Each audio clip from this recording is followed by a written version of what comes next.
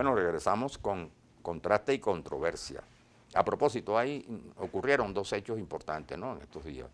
En primer lugar, una decisión de Juan Guaidó, presidente de la Asamblea Nacional, de designar una especie de gabinete, ¿no?, para complementar, digamos, su gobierno, que él dice interino, gobierno paralelo, y quizás el dato más importante, que nombró jefe de gobierno a Leopoldo López, ¿no?, y además a otras figuras importantes, ¿no? Bueno, Julio Borges, en el caso, por ejemplo, de canciller, y otras personas muy destacadas, muy respetadas, de voluntad popular, en su gran mayoría, no sé si todos.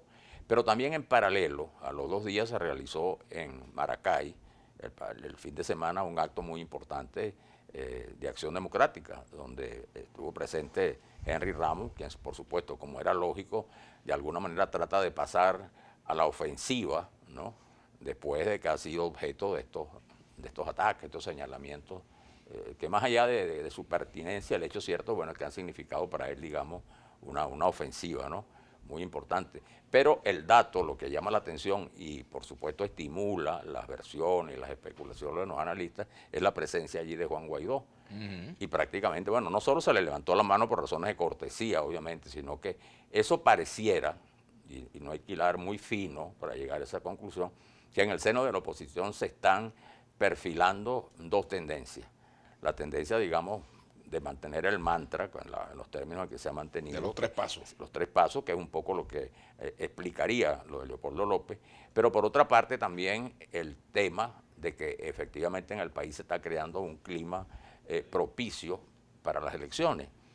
Ya no para la salida electoral, porque pase lo que pase, haya acuerdo o no haya acuerdo, independientemente del curso que tome este proceso, la salida necesariamente va a ser electoral, como ha sido siempre. No sé, porque hay sectores de la oposición que no creen en eso. No, está bien, aunque no crean, te digo que va a ser más allá de que no crean y que la obstruyan, porque no hay otra vía, bueno, salvo la guerra, y yo creo que los términos de la guerra no es una salida, y además no es la salida que al país le convendría para recomponer al país. Ahora, ese tema electoral, te digo, se dará hoy, no se dará mañana, serán otros los actores, no será producto de un acuerdo, lo que sea, pero la única vía posible, ¿no?, para garantizar que se restablezca la convivencia democrática es la vía electoral. Pero fíjate, ahora, Manuel, en eso ha apostado, yo creo que hay que tomar muy en cuenta. Si bien es cierto que desde enero, hace 8 meses, Guaidó ha planteado el mantra, todo.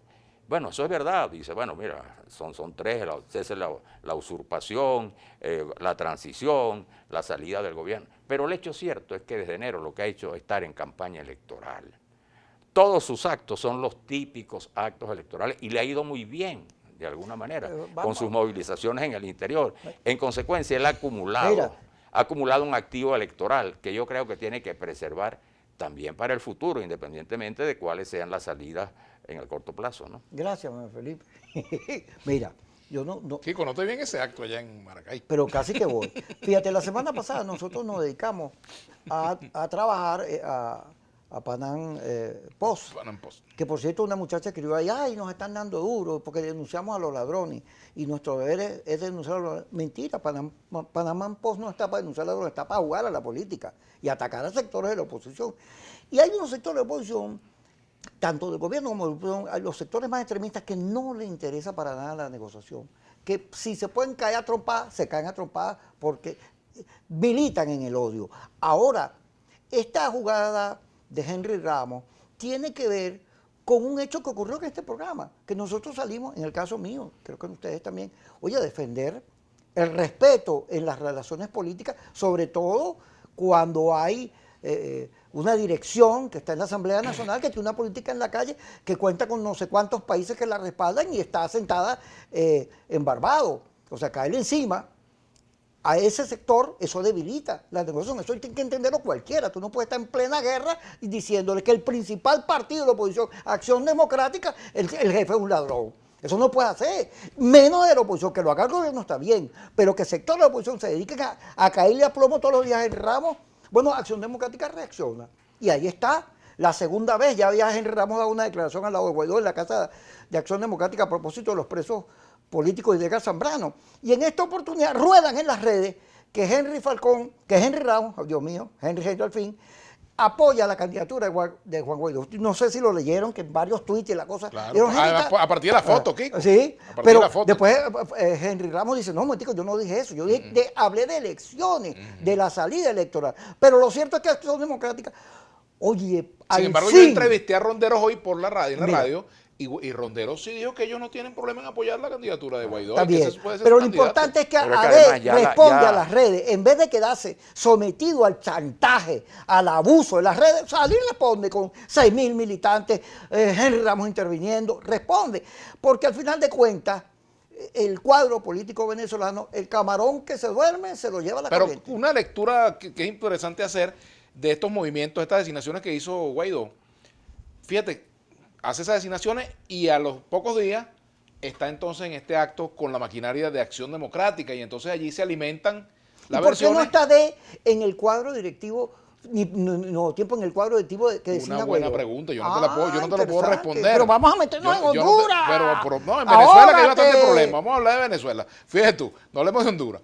Esa es una buena pregunta, fíjate, ¿por qué no están en esas designaciones cuadros de AD y de Un Nuevo Tiempo? O de esas designaciones a presiones internas del sector de López frente a Guaidó, por ejemplo, porque se dice que la alianza que funciona es la de Leopoldo López con Julio Borges, pero que además también hay mucha cercanía entre Guaidó y Capriles, lo que dicen, pues, los comentarios que uno escucha. Entonces, bueno, yo no sé si eso es exactamente así, pero no deja de sorprender estas designaciones dejando como la guayabera al partido que tiene mayor maquinaria, que es AD en la oposición, y dejando por fuera también al otro socio, que es Un Nuevo Tiempo.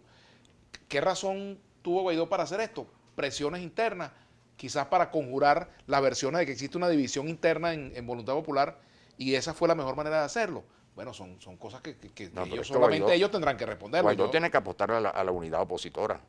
Esa es su base de sustentación, Bueno, por más supuesto. allá de las diferencias Yo que creo puedan que existir entre la una estrategia dirigencia de los correcta partidos. de él tendría tiene que ser apostar siempre a la unidad Claro, y opositora. tendría que ser no regalarle ni un opositor al gobierno. Esa sería la estrategia correcta de alguien que pretende unificar la oposición. Es decir, sumar la mayor cantidad de... Claro. Si yo estuviese sentado en la silla de Guaidó, yo estaría llamando a Fermín, a Fernández, a todo Pero el no mundo. ocurre así, eso no ocurre así. Por el contrario, estas designaciones imponen el peso del G2, de Voluntad Popular y de BP, porque los demás no aparecen. Y de PJ, quiere y decir. de BP y PJ. No, los demás no aparecen, pero luego hay sectores de la oposición. Felipe Mujica en tu programa hoy habla de la incorporación del gobierno a la Asamblea Nacional para elegir el CNE.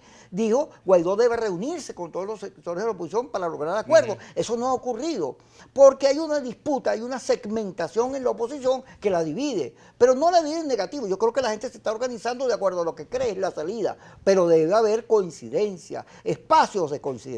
Y eso lo están señalando las encuestas. Ha aparecido un centro de Venezuela porque la gente quiere negociación, quiere acuerdo y está obstinada de seguir viviendo mal.